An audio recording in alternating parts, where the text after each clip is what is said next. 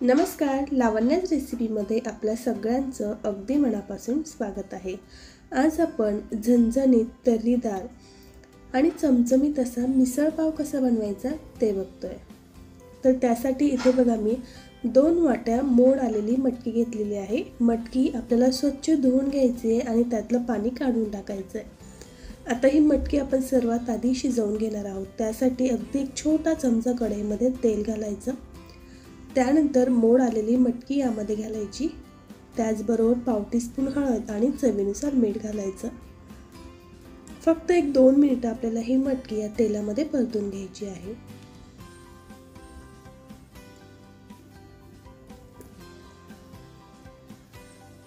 मटकी खूप जास्त परतायची नाही, फक्त 1-2 मिनिटं परतून घेतली की यामध्ये आता 1 ते 1.5 ग्लास पाणी घालू। पाणी घालायचं आणि याला व्यवस्थित मिक्स करायचं आणि मटकी आपल्याला खूप जास्त शिजवायची नाहीये, थोडीशी सॉफ्ट होईपर्यंत आपण मटकी शिजवून घेऊ। आता मटकी शिजते आहे तोपर्यंत इकडे बघा आपण मसाला तयार करू। त्यासाठी पॅनमध्ये 1 चमचा तेल घालायचं आणि उभा पातळ कापलेला कांदा घालायचा। तर इथे बघा मी 2 मीडियम साईजचे कांदे घेतले। तर इथे आपण 2 वाटे मटकी घेतलेली आहे। ही मटकी आपल्याला 4 ते 5 लोकांना मिसळ पुरेल एवढी आहे। तर कांदा आपण या ठिकाणी 2 घेतलेले आहेत। तर हा कांदा बघा या पद्धतीने असा लालसर होईपर्यंत भाजून घ्यायचा। त्यानंतर प्लेटमध्ये काढायचा। त्यानंतर तव्यावर 1 चमचा तेल घालायचं आणि अर्धी वाटी सुक्या खोबऱ्याचा कीस घालायचा। खोबरं भाजताना गॅसची फ्लेम अगदी कमी ठेवायची, म्हणजे खोबरं छान खरपूस असं भाजलं जातं। तर खोबरं आपण असं कंटिन्युअसली परतत राहायचं, म्हणजे ते एकसारखं सगळीकडून भाजलं जाईल। थोडासा खोबऱ्याचा कलर चेंज झाला की 2 चमचे पांढरे तीळ आणि 2 चमचे अख्खे धणे घालायचे आणि पुन्हा 1-2 मिनिटं आपण हे सर्व साहित्य व्यवस्थित भाजून घेऊ। तर बघा आता आपले तर खोबरं, धणे आणि तीळ व्यवस्थित भाजून झाले। याला थंड करून घेऊया। त्यानंतर बघा इथे आपली मटकी सुद्धा अगदी छान शिजलेली आहे। आपलं वाटण तयार झालं तोपर्यंत मटकी सुद्धा आपली तयार झालेली आहे। तर खूप जास्त मऊ आपल्याला शिजवायची नाही। तर इथे मटकी आपली थोडीशी सॉफ्ट झालेली आहे।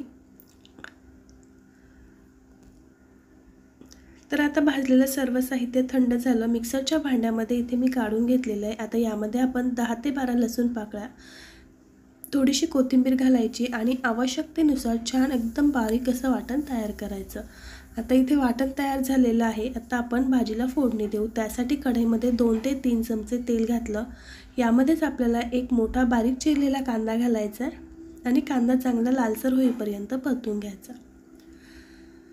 तर इथे आपला कांदा परतून झालेला आहे। आता यामध्येच आपल्याला एक बारीक चिरलेला टोमॅटोही घालायचा आहे आणि हा टोमॅटो छान सॉफ्ट होईपर्यंत आपण शिजवून घेऊ। तर टोमॅटो सुद्धा छान सॉफ्ट होईपर्यंत आपला शिजला गेला। कांदा टोमॅटो व्यवस्थित परतून झाला की आता यामध्ये आपण तयार करून घेतलेलं कांदा खोबऱ्याचं वाटण घालायचं आणि हे वाटण सुद्धा आपण 2 ते 3 मिनिटं याला छान तेल सुटेपर्यंत परतून घेऊया।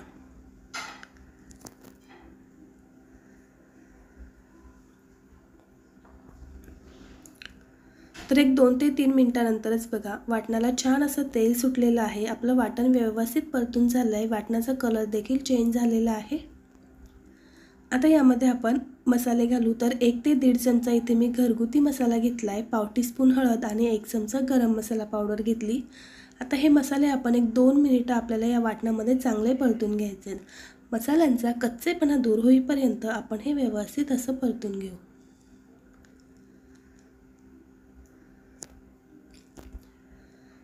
आता यामध्येच आपण अर्धी वाटी पाणी घालूया। पाणी घातल्यामुळे आपले मसाले करपत नाही आणि त्यासोबत छान शिजले जातात।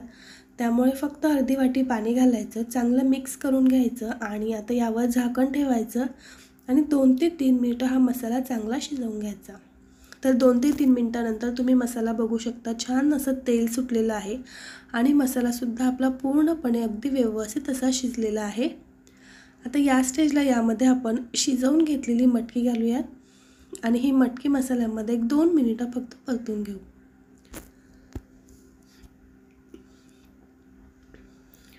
त्यानंतर यामध्ये आता आपण 1 ते 1.5 ग्लास आवश्यकतेनुसार पाणी घालू। पाणी घालताना शक्यतो गरम पाण्याचाच वापर करायचा।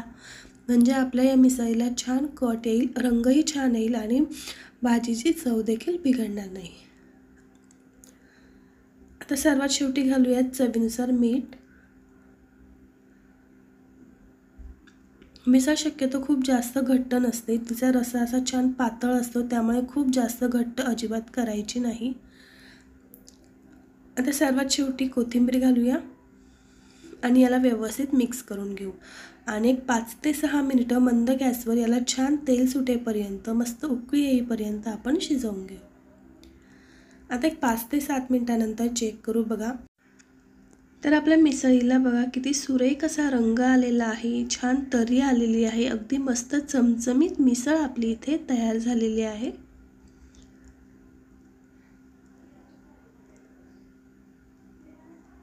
चला तर मग गरमागरम मिसळ आपण सर्व करूया.